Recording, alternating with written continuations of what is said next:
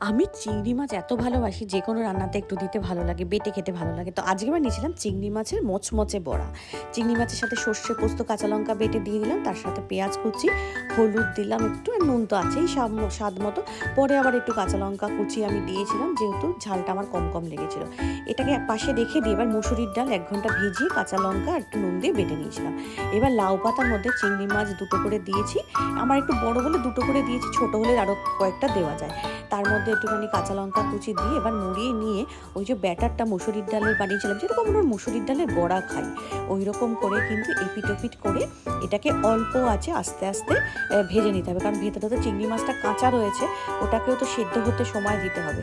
তাই জন্য কিন্তু একদম অল্প আঁচ করে কিন্তু ভেজে নিতে হবে। আমি এই দিন গাঠি কচু দিয়ে চিংড়ি মাছও করেছিলাম, আর চিংড়ি মাছের বড়া।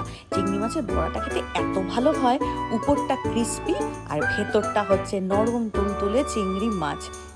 এটা ডাল দিয়ে বড়ার মতো শুধু শুধুও খাওয়া যায়, আবার মেখে ভাত দিয়েও খাওয়া যায়, মানে দুর্দান্ত।